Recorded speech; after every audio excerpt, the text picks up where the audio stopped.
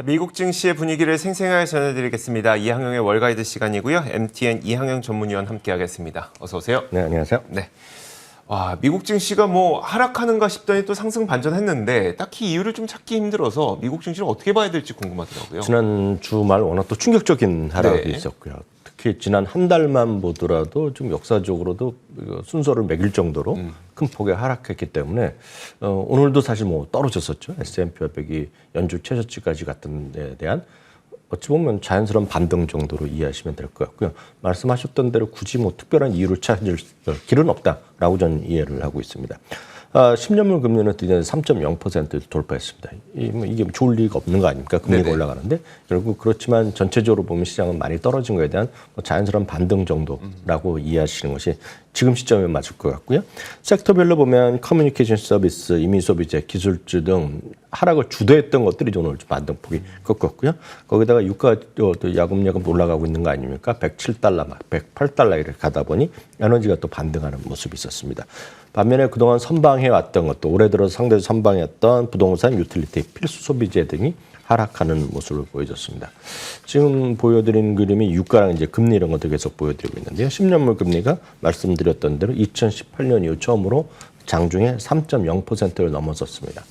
물론 막판에 조금 내리긴 했지만 결국은 3.0%를 터치했다는 것 자체가 큰 의미가 있는 부분이 되겠습니다. 유가도 말씀드렸던 대로 105달러, 106달러를 다시 한번 돌파 시도를 하고 있습니다. 정작 가장 중요한 것은 늘 말씀드리지만 미국 달러라고 말씀드렸습니다. 미국 달러의 강세가 거침없는 모습을 보이고 있습니다. 물론 미국 달러가 강한 것은 한쪽에서 보면 미국 경제가 좋아졌다라고 얘기할 수도 있겠지만 그보다는 다른 나라에 대한 불안감이라고 저는 이해를 하고 있거든요. 거기다 특히 가장 중요한 것은 소위 안전자산의 한 축을 분명히 차지하고 있던 일본의 어떤 가치에 대한 회의적인 시각이 좀 압도적으로 늘어나고 있지 않습니까? 네. 그런 것이 결국은 미국의 달러를 강하게 하는 것이죠. 그러다 보니 뭐 유로도 몇 년 만에 좀 최저가고 좀 웬만한 국가들의 화폐가 지금 이렇게 나오고 있죠. 우리나라도 지금 리먼 사태 이후 지금 환율이 원화 가치가 제일 떨어져 있는 거 아닙니까? 네네. 1260원, 70원 이게 불과 2년 전만 하더라도 1030원, 40원 가던 거거든요. 그러니까 20%가 우리나라의 원화 가치가 절하된 거거든요. 그만큼 지금 우리나라 그만큼 나빠졌냐? 절대 그렇지 않거든요. 그런 것은 보면 미국 달러가 좀 과하게 올라가는 것이고 바로 이 부분은 역시 미국 기업에도 마이너스일 수밖에 없다는 것도 이해하시면 좋겠습니다. 네, 알겠습니다. 자, 그렇다면 주요 종목들의 움직임도 한번 살펴보도록 하겠습니다. 주요 종목들도 이렇게 시장의 롤러코스터를 피하지 못했던 것 같더라고요. 네, 맞습니다. 그동안 좀 선방했던 건 좀 떨어지고 많이 떨어졌던 것들은 회복하는 거죠. 그러니까 오늘 아마 기술주나 이런 것 중에서 제일 많이 올라간 반등을 좀 뻗던 것들이 넷플릭스나 메타 플랫폼 이런 것들이 맞아요. 3, 4에서 5% 정도 반등했고요. 그동안 좀 좀 큰 흐름 없이 이제 약세권을 계속했던 애플이나 마이크로소프트는 뭐 소폭 반등하는 정도라고 좀 이해하고 있습니다. 아마존은 충격에서 아직 벗어나지 못하고 있죠. 사실 이번 금요일 날 난리의 주인공은 아마존이었지 않습니까? 네. 2006년 이후에 최대폭의 하락한 데 대해서는 아직은 아무것도 아니죠. 오늘 하락이 진정된 정도라고 이해하시면 되겠습니다. 엔비디아가 5% 정도 반등했고요. 테슬라도 3% 반등했지만 아직 1000달러에는 좀 못 미치는 모습이 되겠습니다. 벅스에스도 1.4%가 떨어졌고요. 뱅크 오브 아메리카가 1.2% 올라갔습니다. 쉐브론은 벅스에스가 지금 지난 1분기 동안에 상당 폭의 지분을 늘린 것으로 알려지고 있는데요. 쉐브론은 1.9% 반등했네요. 알겠습니다. 자, 이렇게 주요 종목들 살펴봤습니다. 이 외에도 여러 가지 기업들의 움직임들이 있었기 때문에 어떤 기업들이 어떤 이슈로 움직였는지 한번 볼까요? 네, 벅스에스의 주주총회에서 가장 이제 관심이 있던 것들이 몇 가지가 있겠는데 그 중에 하나가 액티비전 블리자드를 이제 더 산 것으로 알려지고 있지 않습니까? 알다시피 이제 마이크로소프트가 인수하면서 그에 따른 차익 매매에 따른 수익을 가능성을 얘기하면서 산 거로 알려지고 있는데요. 어떤 주가는 3% 정도 반등했습니다. 온라인 테크놀로지는 아시다시피 이제 인비저라인이라는 그 브랜드를 갖고 있죠. 그러니까 투명 교정기라고 이해하시면 될 것 같습니다. 젊으신 분들 많이 아실 것 같고요. 자제분들 치과에서 많이 해주신 분 많으실 것 같습니다. 지난주에 주가가 이제 연중 최저치까지 떨어졌습니다. 좀 경기가 둔화되면서 지금 이거에 대한 그 소비가 좀 줄어들 수 있다는 일부 경고가 있었는데요. 회사 측에서는 2억 달러 자사주 매입을 급하게 발표하면서 오늘 주가를 좀 반등하는 요인이 됐었습니다. EPM 시스템즈가 직원들이 상당수가 우크라이나와 러시아에 있는 것이 알려지면서 그리고 그 가이던스를 철회했거든요. 그러면서 주가가 급락했던 주식인데요. 파이퍼 샌들러에서 지금 회사의 프로젝트를 다시 한번 리뷰를 한 결과 중립에서 매수 의견을 투자 의견을 상향했습니다. 다만 목표 주가는 359에서 348달러로 내렸지만 주가는 오늘 8.8%는 일단은 급반등했겠고요. 반도체 또 설계 이런 전문 회사 중에 하나는 온세미컨덕터가 있는데요. 뭐 여러 가지 사업에 하고 있고 자동차 분야에서도 많이 이제 기술력을 인정받고 있는 기업이고 뭐 유명한 기업 중에 하나인데요. 자동차 분야의 어떤 매출에 대한 호조가 기대되면서 금년도 가이던스에 대한 강한 전망을 내놨거든요. 네네. 그러면서 오늘 깜짝 실적과 더불어서 오늘 주가는 6% 이상 급반등하는데 일단 성공했네요. 알겠습니다. 그 미국 증시가 뭐 장중에 상승으로 반전하다 보니까 기분은 좋은데 사실 이유를 설명할 수가 없어서 그냥 변동성의 한 구간이라고 볼 수밖에 없을 것 같은데, 자, 이런 변동성이 큰 시장에 대해서 월가는 현재 어떻게 보고 있을까요? 네, 월가의 시간 뭐 엇갈릴 수밖에 없겠습니다. 지금 딱하니 어느 하나 쪽에서 지금 강하게 어필하기는 쉽지 않은 거죠. 시장이 된다고 생각하는 사람들 입장에서 보더라도 투자 심리가 워낙 엉망이 돼 있다 보니까 지금 나서서 이제 매수를 외치기도 쉽지 않겠고요. 네네. 반대로 그 어떤 더 떨어진다고 얘기하기에도 오늘 같은 이런 일이 벌어지는 거죠. 예를 들어서 페이스북, 메타 플랫폼도 마찬가지고 넷플릭스도 마찬가지. 30~40%가 한꺼번에 특히 넷플릭스는 실적 발표하고는 거의 반토막이 났거든요. 네네. 그러다 보니 이렇게 많이 떨어지고 여기서 더 떨어진다 얘기하기도 좀 그렇지 않습니까? 그러다 보니 양쪽 모두 어떤 확신을 갖고 얘기하기도 쉽지 않고 누구 하나에 손을 들어오기도 쉽지 않습니다. 매트릭스 에셋 어드바이저의 수석 투자 운영은 운영적인 이런 얘기를 하고 있습니다. 주식시장이 지금 경제 둔화, 쉽게 해서 리세션에 대한 걱정 그리고 인플레이션의 걱정 때문에 많이 떨어졌는데 아무리 생각해도 과도하다는 얘기죠. 그러니까 쉽게 얘기해서 과매도 영역이라는 얘기를 하고 있으면서 현재 가격은 매우 매력적인 가격이면서 진입할 만한 시점이라고 얘기하고 있습니다. 이거는 어저께도 잠시 말씀드렸던 제레미 시겔 교수의 시각과도 완전히 일치하죠. 주가는 지금 고점 대비 S&P 500이 13%가 조금 넘게 빠진 겁니다. 1월부터 4월까지. 네네. 그리고 PER 같은 경우는 지금 17.9배까지 떨어져 있거든요. 그러다 보니 지금 5년 평균보다 PER이 낮은 상태. 그 저평가로 장기적인 좋다는 얘기인데 같은 맥락으로 일단 이해하시면 되겠습니다.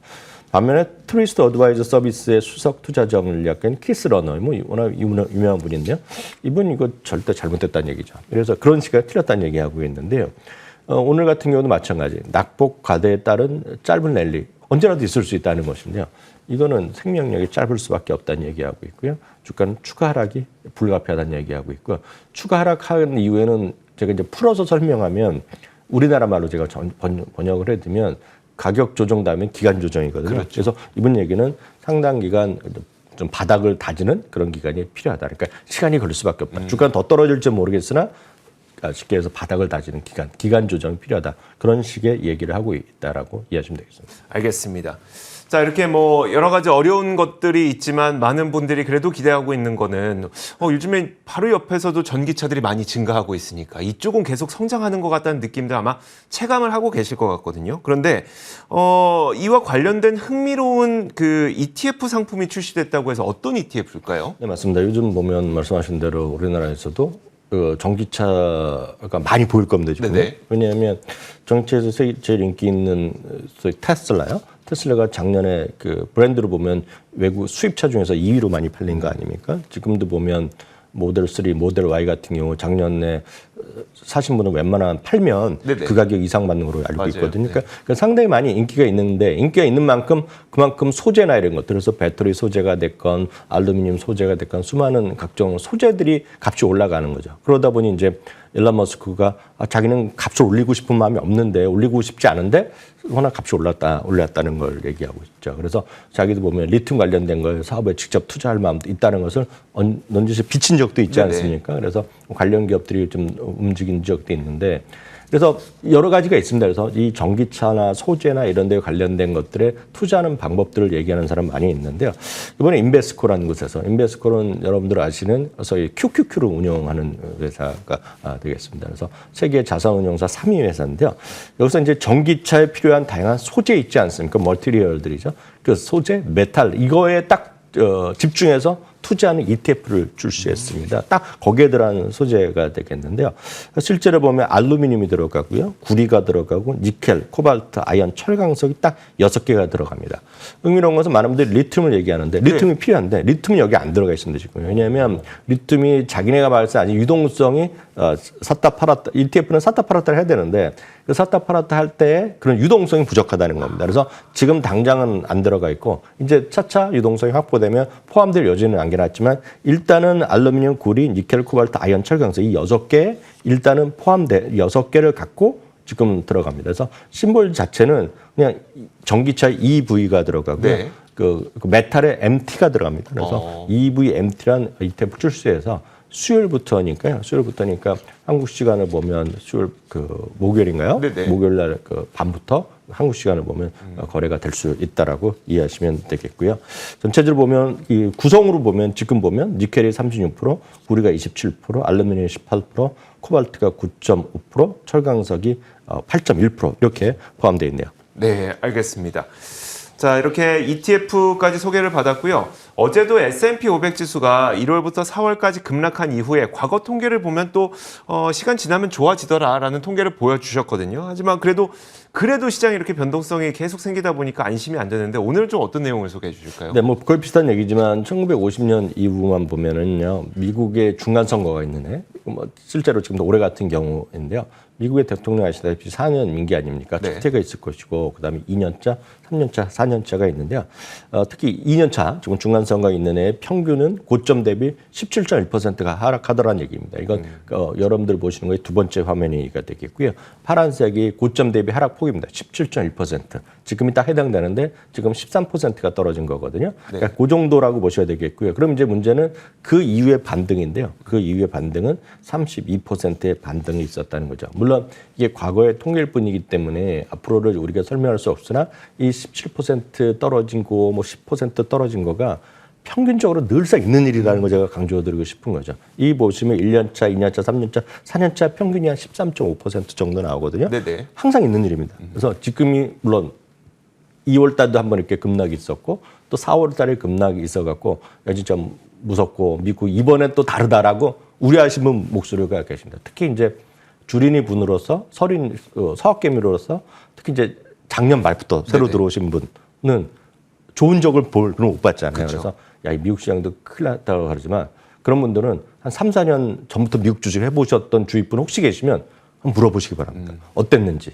그리고 아니면 3, 4년만 계셨던 분은 또 10년 이상 하셨던 분들 한번 찾아보시면 될 것 같아서 그렇게 여러분들 좀 마음의 위안을 가지시라고 오늘 이 그림도 한번 준비해봤습니다. 그러니까 이런 걸 보여주시는 의도는 이런 거죠. 그러니까 너무 시장 급락한다고 손쉽게 매매를 하지 마라. 뭐 그렇죠. 이런. 네, 알겠습니다. 자, 이렇게 뭐 시장 어려울 때도 있고 좋을 때도 있습니다. 항상 이제 근데 뒤돌아보면은 어려울 때가 또 매수의 기회인 적도 있었으니까요. 자, 이런 것들 참고하시면서 마음 좀 잘 다스렸으면 좋겠습니다. 자, 이렇게 지난 밤 사이 어떤 일들이 있었는지 살펴봤고요. 이항영 MTN 전문위원과 함께 이야기 나눠봤습니다. 고맙습니다.